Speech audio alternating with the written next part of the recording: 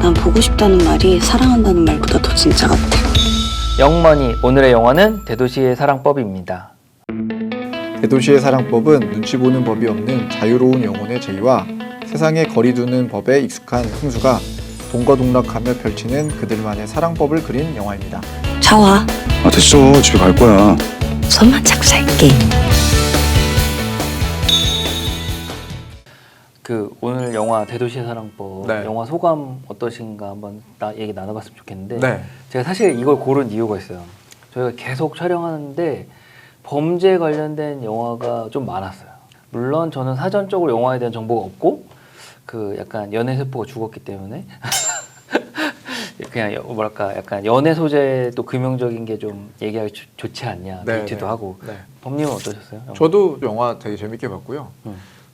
사실은 이게 멜로 영화는 아니잖아요. 네. 근데 퀴어 소재나 혹은 그 성장기를 그린 영화인데 그거를 멜로 영화처럼 약간 말랑말랑하고 귀엽게 그렸어요. 그래서 맞아요. 또 새롭게 느껴지는 부분이 있었거든요. 네. 약간 홍보가 약간 멜로 영화인 것처럼 또 한 부분이 있었는데 네. 사실 맞아요. 성장기에 더 포인트가 있고 네. 일단 이건 영화가 좀 웃기고 좀 캐주얼하다? 네. 보기 편하다 이런 거는 있었다 이런 느낌이고 감독이 편집이나 구성을 참 잘했다 네. 이런 생각. 네. 아까 그 영화에 나오는 그 소품 같은 것도 네. 아까 그 자국 모양 네, 그렇죠. 그런 거 별거 아니지만 네. 되게 어떻게 이렇게 잘 살리지? 뭐 아까 그 김고은이 여기 장면에 뒤에 백에도 나오지만 네. 구석에 앉아 있는 그 위치라든지 네. 별거 아니지만 그 되게 그냥 맥없이 뺑 터지는 그런 거는 좀 재주라고 생각하거든요. 네. 그런 거 되게 잘한다.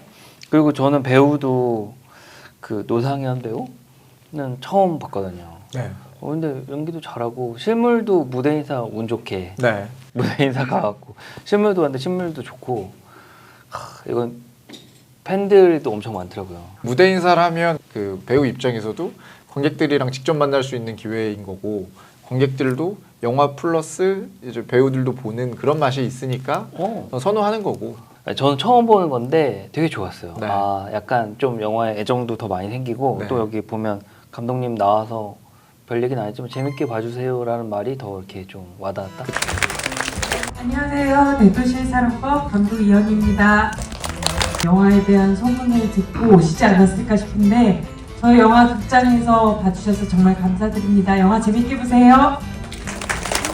본인이 영화 네. 본인도 재밌다고 네, 하니까 네, 네. 생각하니까 재밌게 봐주세요고 그런 효과가 있어요. 약간 마음의 문이 이렇게 살짝 열리는.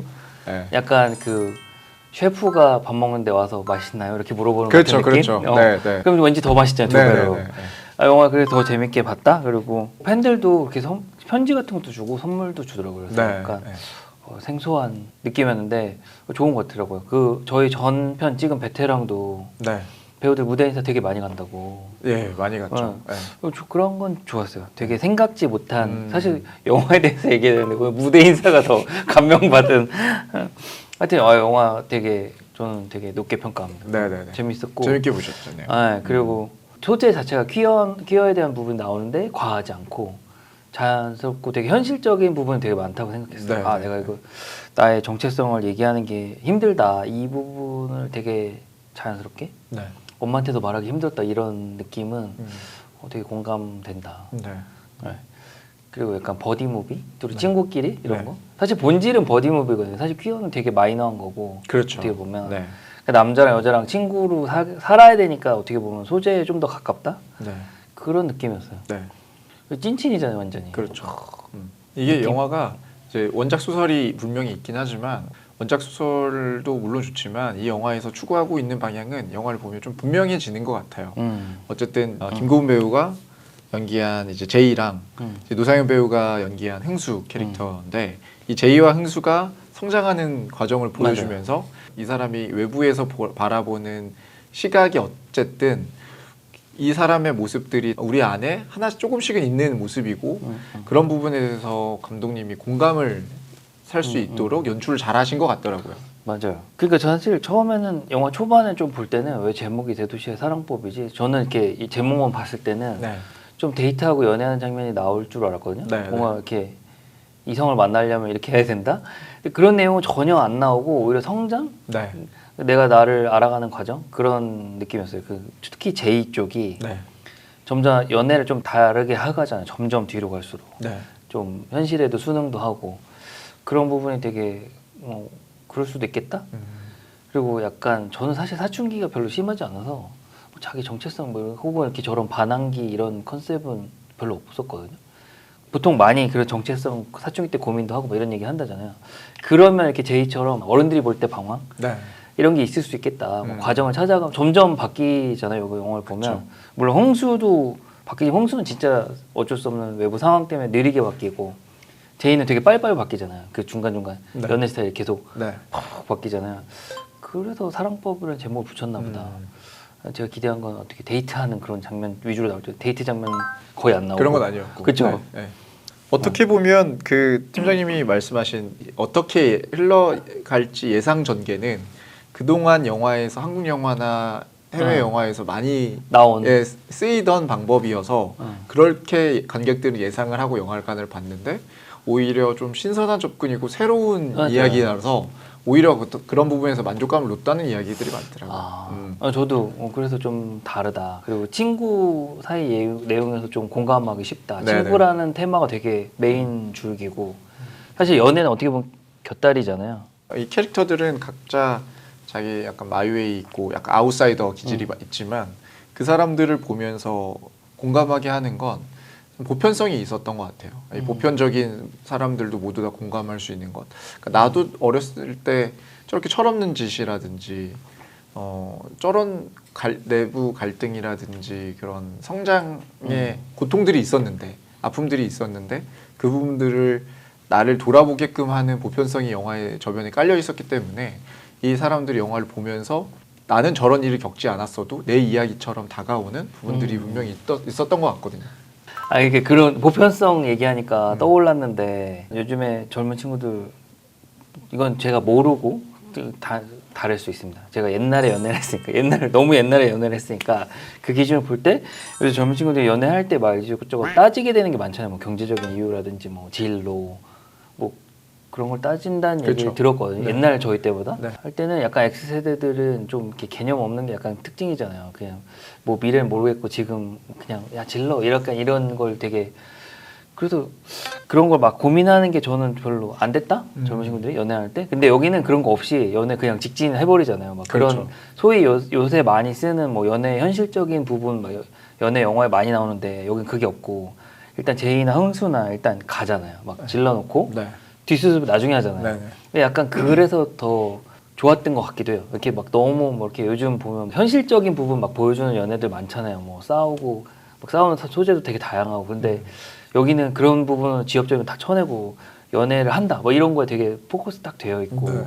제이가 그냥 확 연애해버려 이런 것만 나오니까 그런 거 참 좋았다.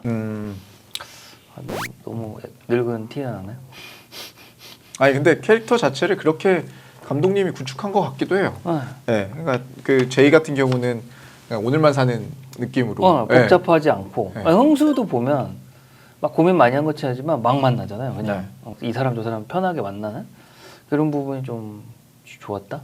요즘 스타일 같지 않다. 그건.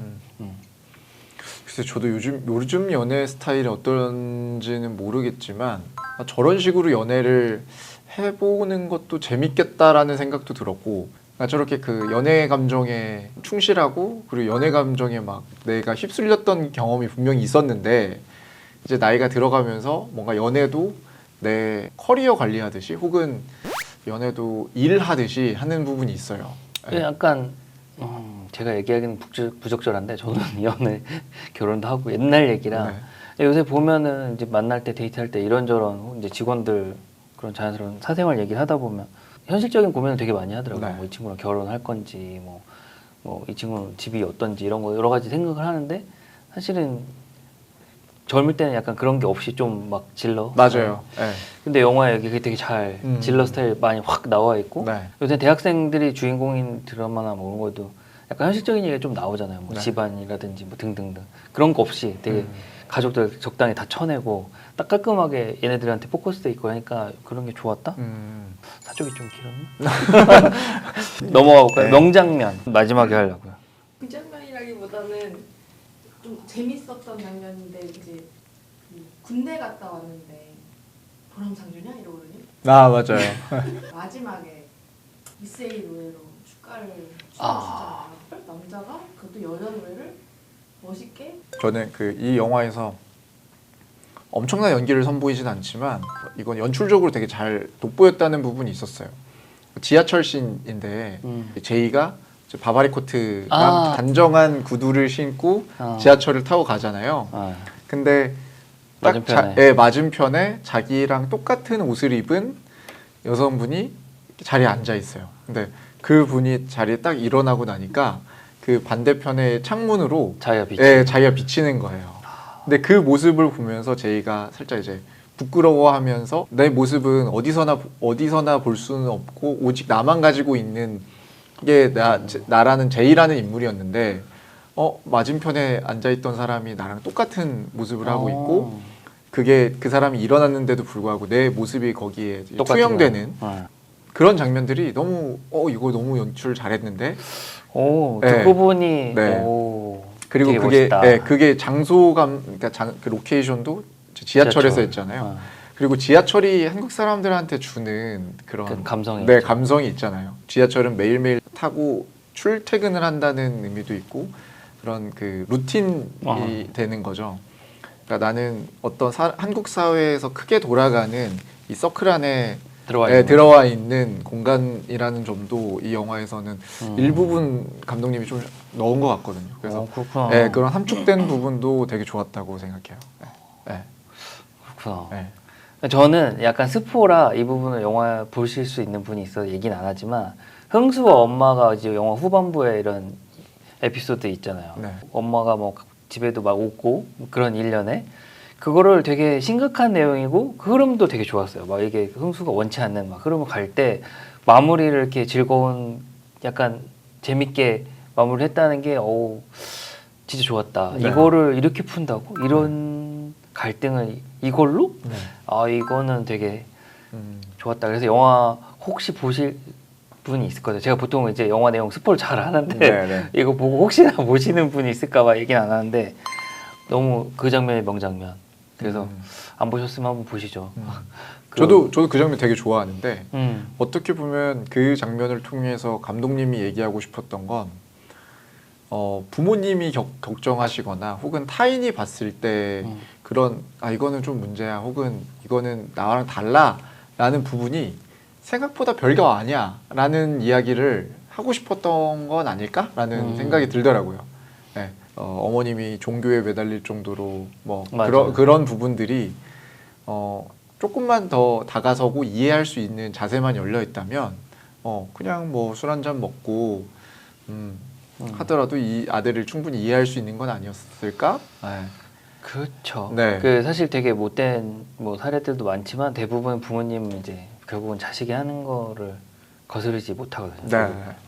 네. 그런 측면도 잘 살렸고 뭔가 맞아요. 내용이 없는 장면인데 감정선을 팍 흔들면서 그 흐름이 너무 잘 만들었다 이렇게 생각했거든요. 네.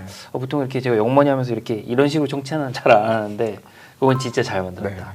너무 이렇게 조마조마한 거야. 그 마지막 순간에 진짠가 그랬는데 이제 아니라고 했을 때 그 안도감 이런 흐름을 참 잘 만들었다. 사실 그 디테일 같은 걸 좀 보면 그 장면 전에 어머님이 그 방 안에 있고 그러니까 흥수가 어머니한테 자기에 대해서 고백을 한 다음에 엄마가 이제 방 안에서 이제 혼자서 계시는데 기침 소리가 들려요. 콜록콜록 이렇게 기침 소리가 들려요.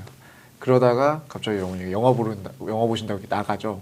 그 다음 씬이 이렇게 있어서 사실 이걸 보는 관객들은 엄마한테 뭔가 안 좋은 게 있는 복선이라든지 암시 같은 게 있었던 거 아니라 그러니까 슬슬 이렇게 잘 따라가다가 에스컬레이트 시켰다가 이렇게 딱 네. 하면서 반전을 긴 설명 주는 거죠. 없이도 네. 화해로 딱 마무리 된다는 걸 딱 설명하니까 너무 재밌는 그런 장면이죠. 건 제일 좋은 것 같아요.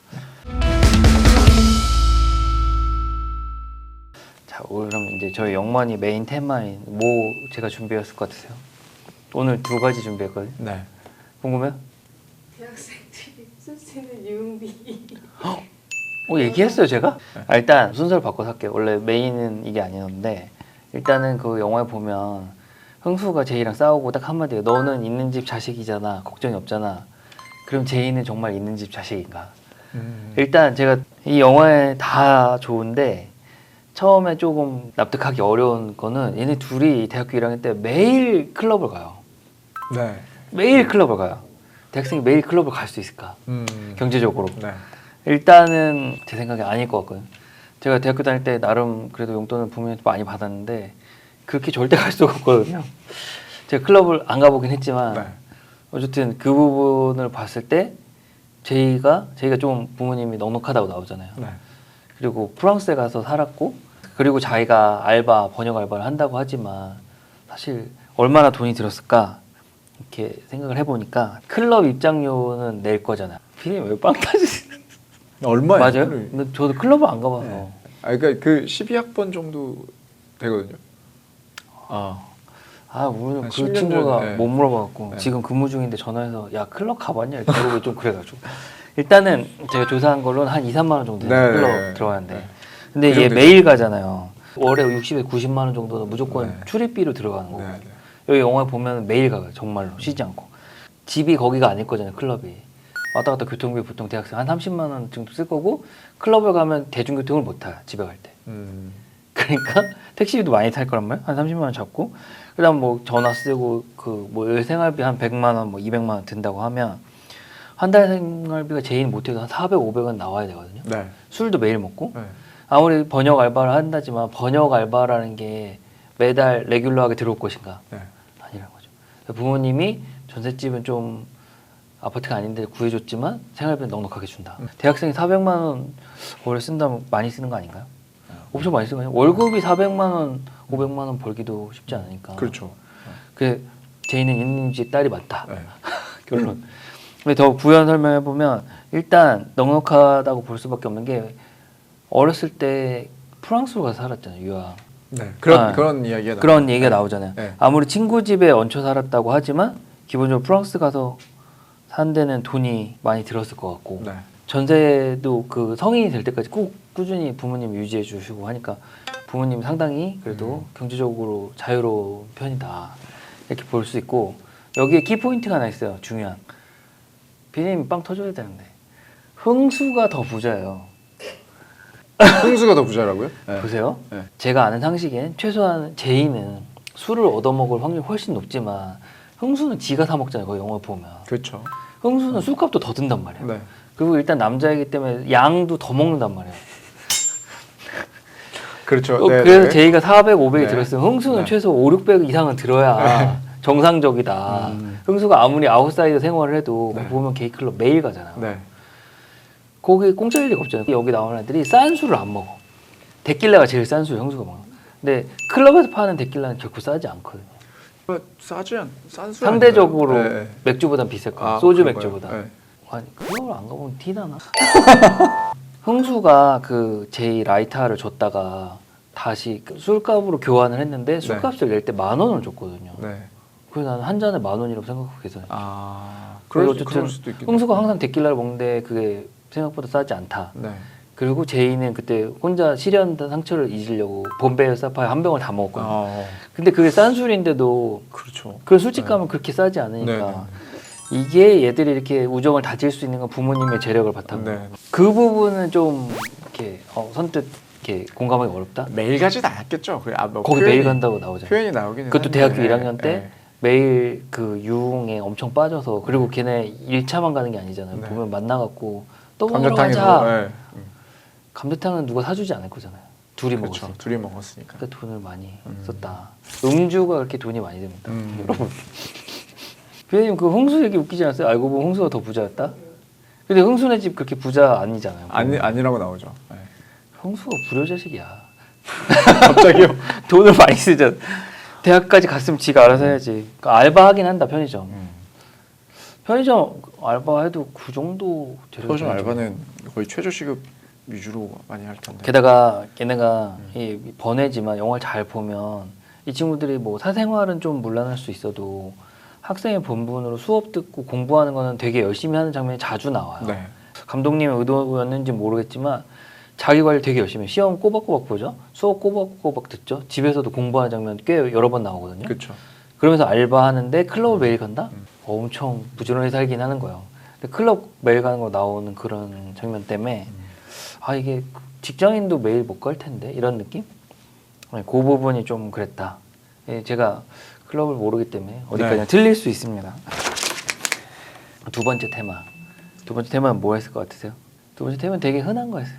예, 흥수가 그 얘기를 해요. 가장 행복한 개인은 무슨 개인? 돈 많은 게. 돈 많은 개인. 네. 그러면 일단 첫 번째로 도대체 한국 사회에서 돈 많다는 거는 얼마가 있어야 돈이 많을까? 얼마가 있어야 될 것 같아요? 한 30억 있으면 엄청 제가 30억이라고 얘기를 한 건 뭐냐면 직장인 연봉으로 따졌을 때 1억이라고 하면 억대 연봉이라고 하면 굉장히 많이 받는 거잖아요.